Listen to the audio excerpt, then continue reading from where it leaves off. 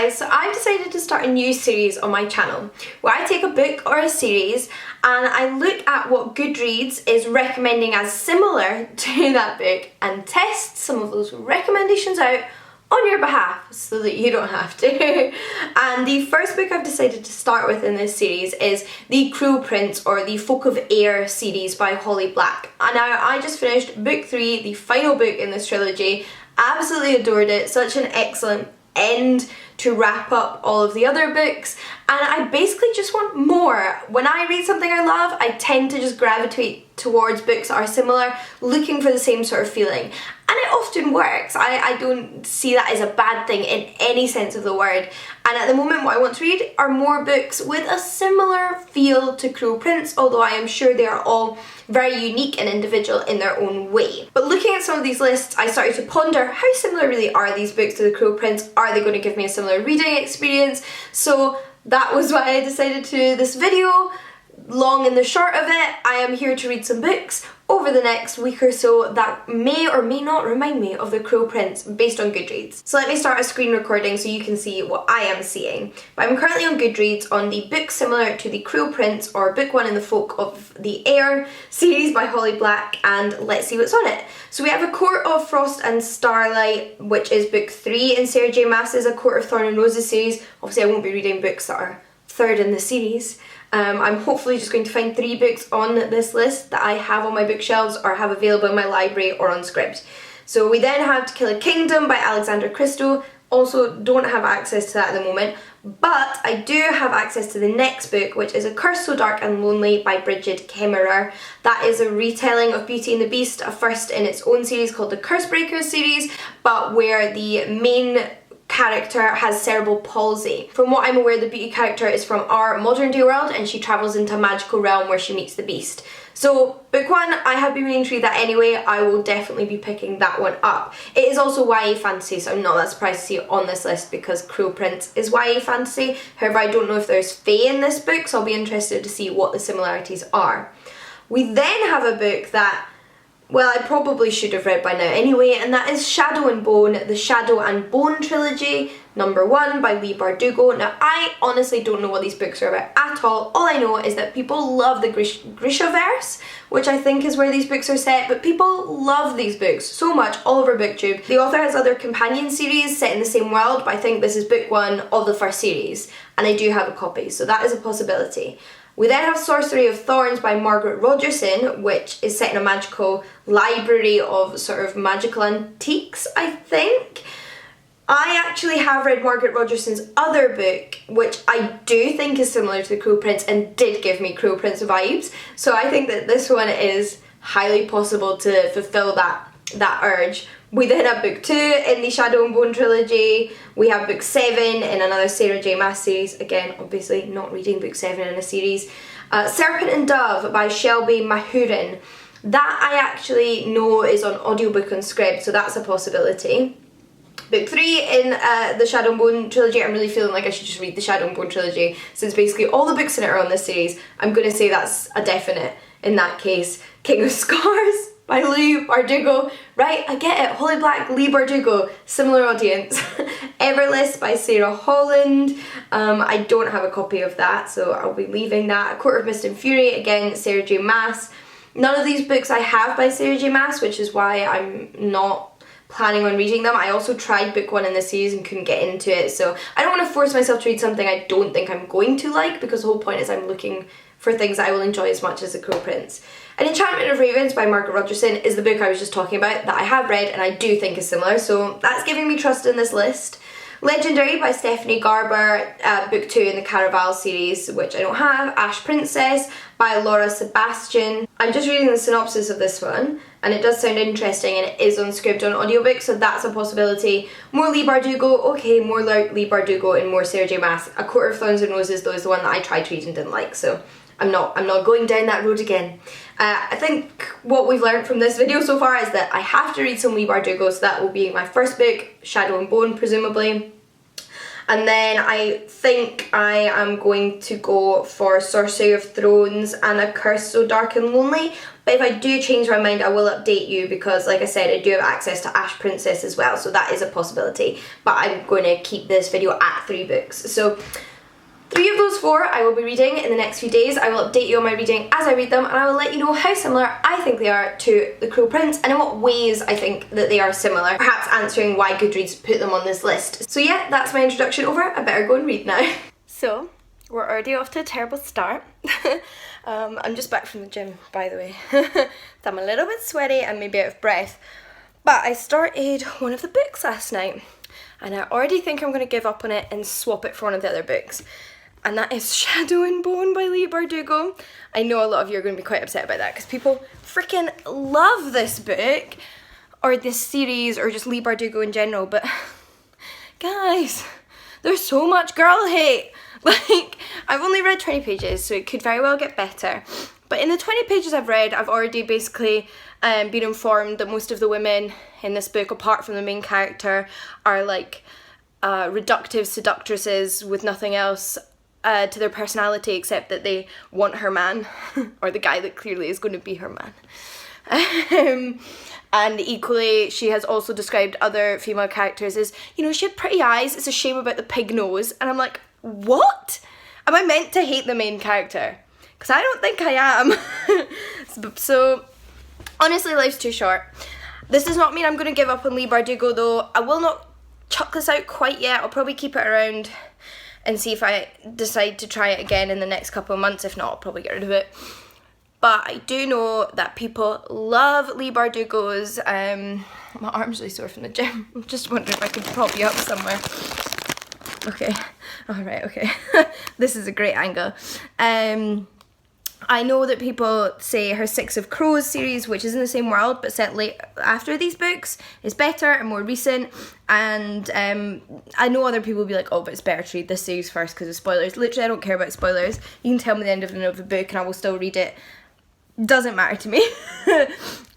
So equally, if I'm never going to read those ones, I may as well read the ones that people prefer. So I probably will still try that, and I have Ninth House, which is not set in the same world, and I definitely want to read that, and they're all just like more recent, and I do think that sometimes authors just improve on those tropes. They just get better at not writing them, and this came out in 2012 when I think we were maybe having a few less discussions about this issue and this trope in YA literature, because I don't see this as much these days. What's interesting though is this is kind of, right, a series set in the same world as a later series that most people seem to think is better, a fantasy YA, which is not too different really from the Tithe series by Holly Black, which is set in the same world as the Cruel Prince series, but most people think the Cruel Prince series is better and an improvement on what is slightly more outdated YA fantasy. So maybe this is more similar to the Tithe series in that sense. I don't know. But I don't know.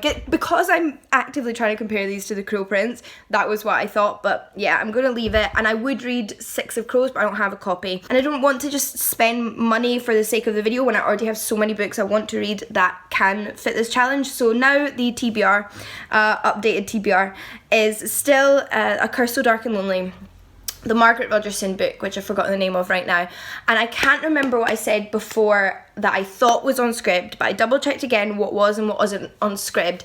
And Serpent and Dove was on script, whereas I think Ash Princess, which I said was on script, isn't in UK script. So I've lost the plot already. It was only yesterday, but my brain is muck.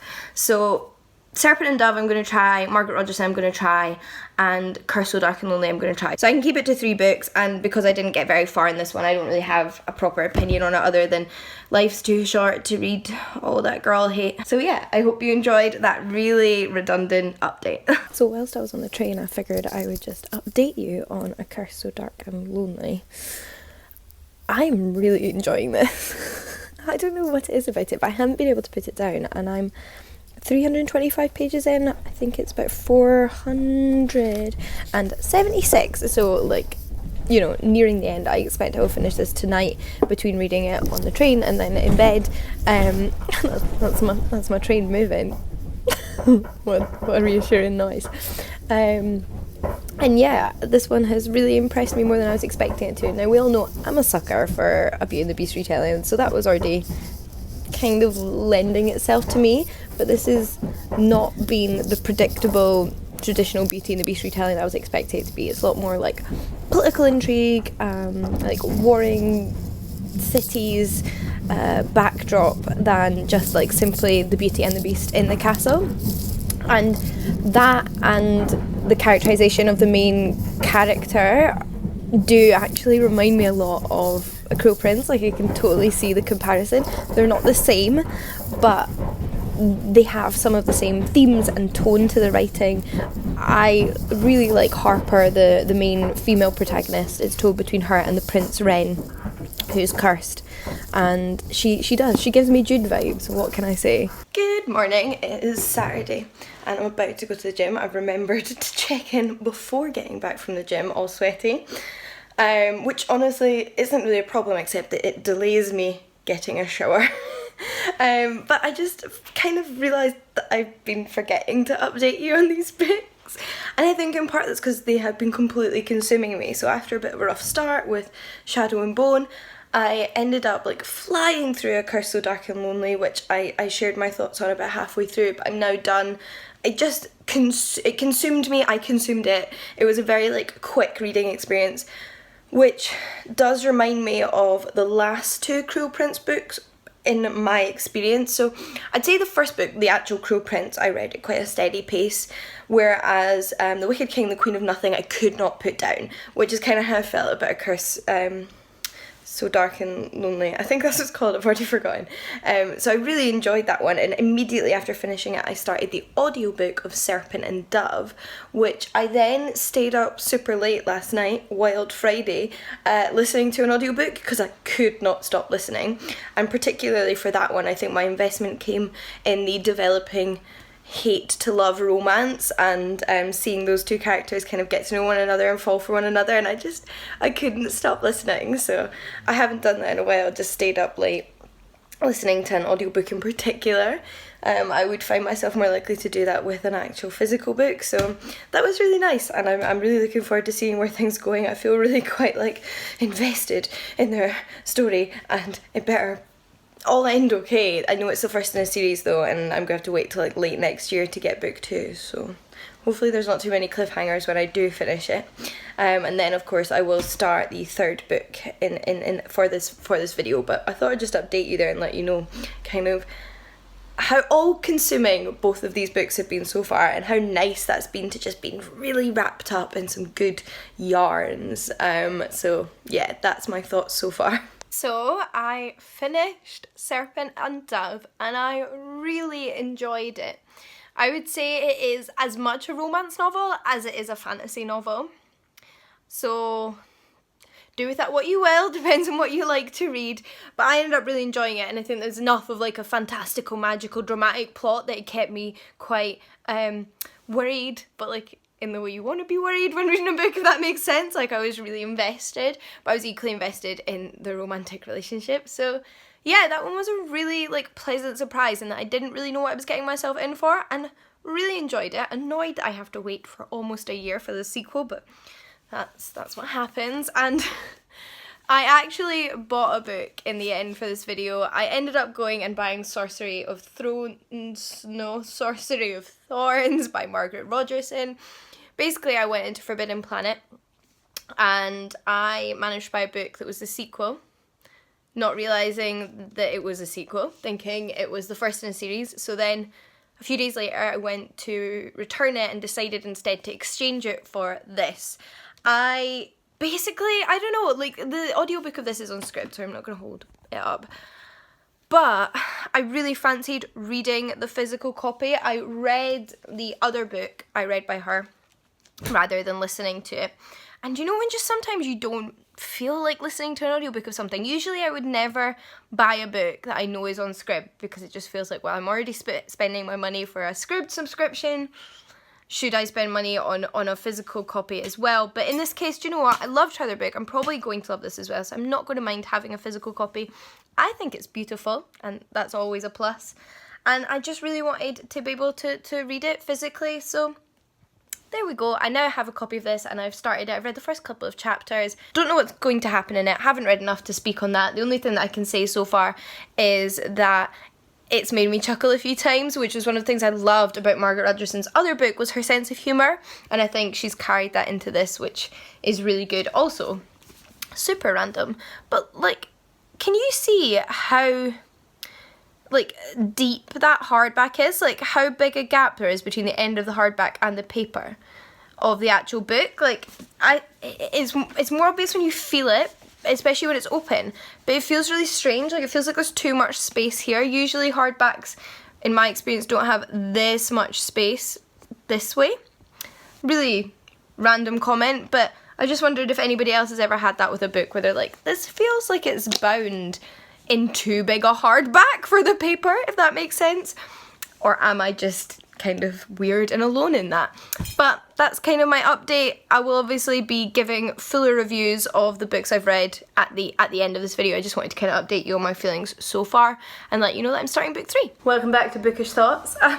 Just sat down here with this book and realised how much this looks like some sort of weird staged television show. But I thought I'd update you on my progress on Sorcery of Thorns, which I keep wanting to call Sorcery of Thrones. That word really does not compute with me. I am almost halfway through, so I'm on page 150 and there's about 400 pages in this book and I'm really enjoying it.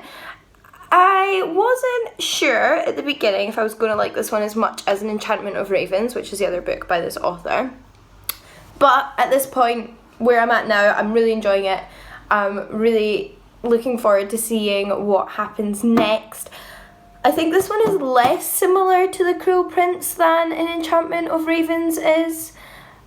Does that really matter? I kind of lost the plot a little bit on this vlog and whether I'm just telling you whether I enjoy these books or not, or whether I am telling you how similar they are to The Cruel Prince. Apologies if you can hear my washing machine in the background. It is a very aggressive washing machine. But in terms of similarity to The Cruel Prince, I don't find it terribly similar at this point, except maybe the kind of like banter between the main female and male protagonists. It does look like it's going to be a bit of a hate to love relationship, but the hate portion is very short-lived, if that makes sense, whereas obviously with Cruel Prince it's kind of dragged on throughout 3 books. It's more of like an initial distaste or distrust, shall we say. And equally our protagonist is like quite like fierce and slightly aggressive like my washing machine, which is quite similar to Jude. But I think in terms of like the world, the magic system and the plot, it's quite different from Cruel Prince. So it depends what you're looking for, whether you're looking for something that mimics the like fae aspect of The Cruel Prince, or whether you're looking for something that is just gonna like wrap you up in the same way, because much like the other 2 books I've read so far for this video, it is just wrapping me up and I am just finding myself really compelled by the storyline and not wanting to put it down, which at the end of the day is what I really wanted when I was looking for books similar to Cruel Prince. I wanted something fantastical that would wrap me up, would completely engage my imagination, would be a relatively easy read, and would be something that I couldn't put down. So in that sense, yes, completely similar for me personally. And it's interesting, I was thinking that none of the books that I have ended up reading and reviewing for this video have fae in them, because what I expected when I sat down to film this video was a bunch of books with fairies in them, because that's obviously the major fantastical element of The Cruel Prince. But I actually kind of appreciate that what was recommended as similar or would be enjoyed by similar readers to The Cruel Prince is not just, well, it has the same plot arc or the same like magic system, is in fact more of like the kind of reading experience, or at least that's what I'm getting so far. So I am actually really enjoying that, and it has fulfilled what I have wanted this past week, which is just like good, fun, compelling YA fantasy with interesting worlds and like engaging, complex protagonists, which is what I like about The Cruel Prince. So yeah, so far so good. We'll let you know my thoughts at the end of this one and then wrap up this whole video. I'm back in my official setup, so you know what that means. It's time to wrap this video up.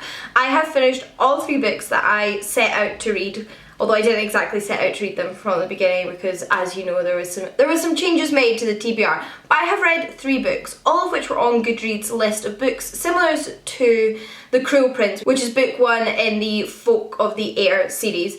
Really, in my mind, I was comparing these books to the trilogy as a whole. So when I do say The Cruel Prince, really, I'm kind of talking about the trilogy. But before I do get into wrapping up my thoughts on my overall reading experience of these books and my thoughts on their similarities to The Cruel Prince, I did want to mention that I am aware that this list is based very much on the sort of Goodreads algorithm putting together books that people who have enjoyed The Cruel Prince have also enjoyed and have listed under similar genres. So in that sense, you know, it's influenced by that, and I would perhaps do more of these videos in the future if you're interested, but let me know whether you'd like me to stick with the Goodreads similar to, or whether you'd like me to look up kind of what potentially blogs or other YouTubers have suggested you read if you like a book, because obviously that would be more based on an individual's taste than the kind of Goodreads algorithm. Do leave any suggestions for future videos like this in the comments down below, books that you would like me to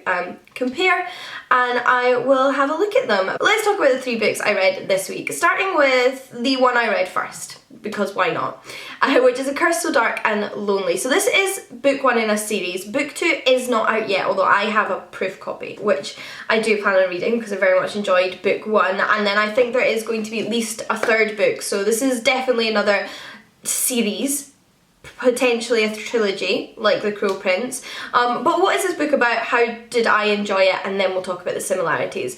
This book, like I mentioned at the beginning of the video, is a Beauty and the Beast retelling where our Beauty character lives in our modern world and then gets dragged into a parallel fantasy world where the Beauty and the Beast narrative is taking place, and she ends up living in this castle with a prince who has been cursed, as well as his manservant, who is the one responsible for actually bringing her over to the other side.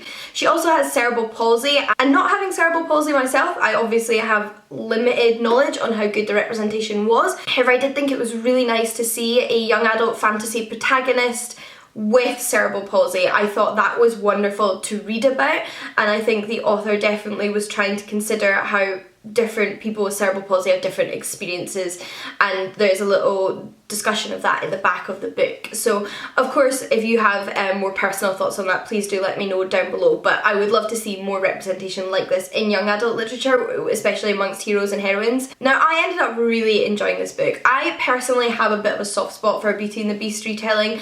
I just tend to enjoy them. It's a kind of predictable plot arc that I found myself quite enjoying.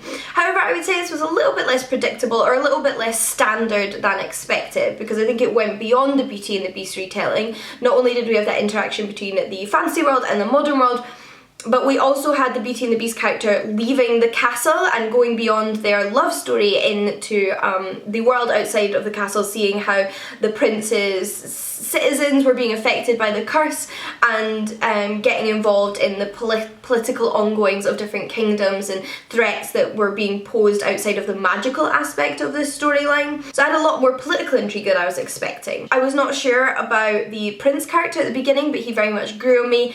I pretty much loved Harper, the female protagonist, from day one. I thought she was a very endearing, complex character with different sides to her that I enjoyed. And here's where we come to my comparison between this book and The Cruel Prince. And once again, I want to preface this by saying I'm not trying to suggest any of these books are just like copying or repeating the Cruel Prince series. I'm just trying to draw parallels to consider why they might be considered similar and whether similar readers will enjoy both. So for plot aspects that reminded me of The Cruel Prince, we have the like kind of hate to love romance, you know, two characters that don't start off on the best footing but then build up an alliance with a romantic undertone.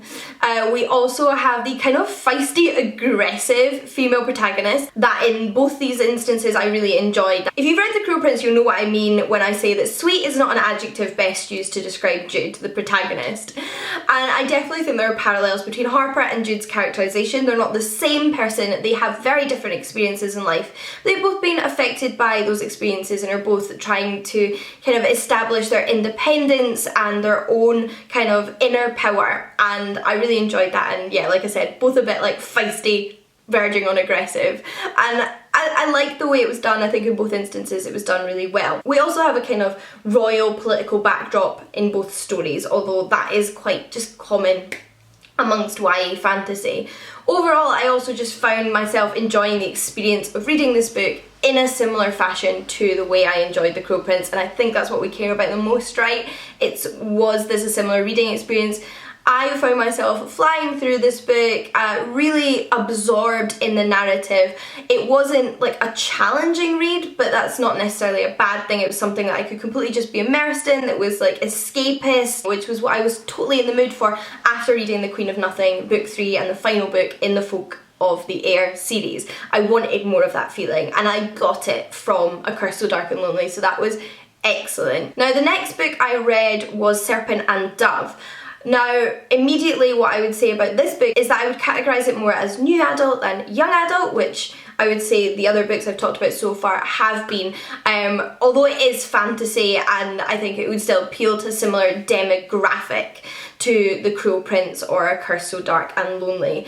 In many ways, I think this one is quite different from The Cruel Prince, but at the same time I had that immersive reading experience when reading it. So what is this book about? This book is set in a very patriarchal, faux historical French fantasy world where the church is essentially made up of men, and they are involved in like hunting down witches who are always women. So you have that gender dynamic to it. It is through this fantasy world trying to explore sexism and patriarchal structures. And we follow a man who's a member of the church who is responsible for hunting down witches, that because of like unforeseen circumstances ends up married to our other protagonist, who is a witch. Now, of course, he does not know she's a witch. She must hide that she is a witch from him to keep herself safe. And of course, it sounds a little bit contrived and unrealistic that they would end up married. You just kind of have to accept that aspect of the plot. It is set up for what is such a brilliant hate-to-love romance. This, for me, was very much a romance fantasy, even more so than, say, A Curse So Dark and Lonely.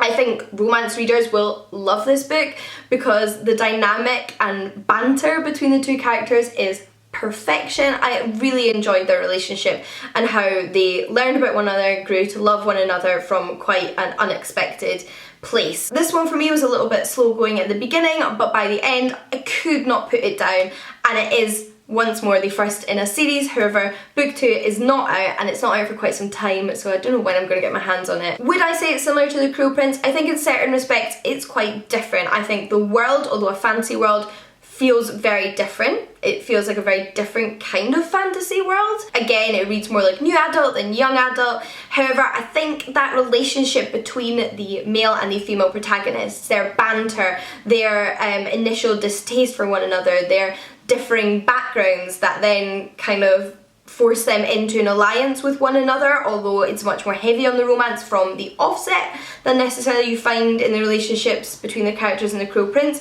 I still think those that enjoy the banter between the male and female protagonist in The Cruel Prince will very much enjoy the banter and relationship between the male and female protagonist in Serpent and Dove. And again, like I said, I just found it an immersive, fantastical reading experience. So always a great plus. Then last but not least is Sorcery of Thorns. Interestingly enough, both of this author's standalone fantasy YA novels were on the list when I looked at it at the beginning. The other book, Enchantment of Ravens, I'd already read and felt was very similar to The Cruel Prince.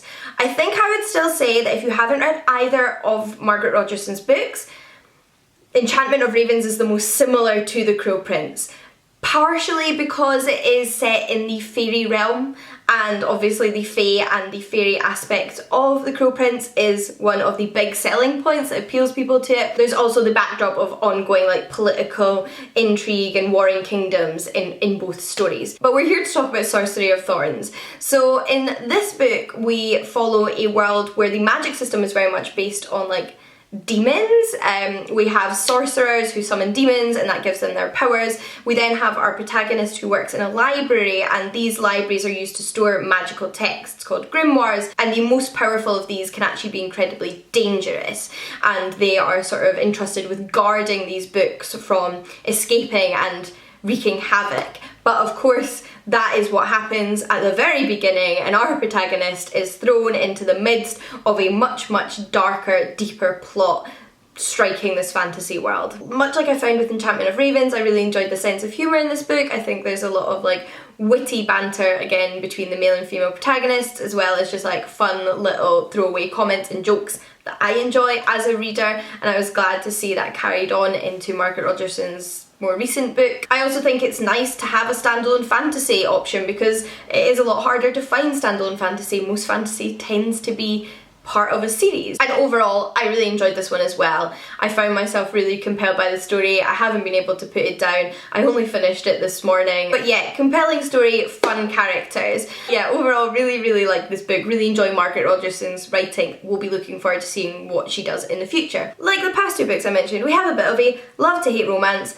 Two characters from different backgrounds that are initially kind of standoffish to one another, although mainly the hate is on the side of the female protagonist because she has like a preconceived notion of what sorcerers are, and our male protagonist is a sorcerer. Obviously, because it's a standalone, that relationship arc takes place over a much shorter span of time and isn't drawn out over a series, and that's actually kind of true of all of these books. Even the ones that are in series, the relationship arc from the hate to love standpoint is a lot quicker than it is in the Cruel Prince series, which it is much more drawn out in. But again, we see two characters from, like I said, different backgrounds having to team up to basically save the world, which is one of the main crux of the Cruel Prince series. We also, might I add, have another bit of a wild, slightly verging on the aggressive female protagonist who I loved. Like, she just kind of goes about dealing with things by whacking them on the head, which, if something is Jude, then that's it. And again, I do think that readers who enjoy the Folk of Air series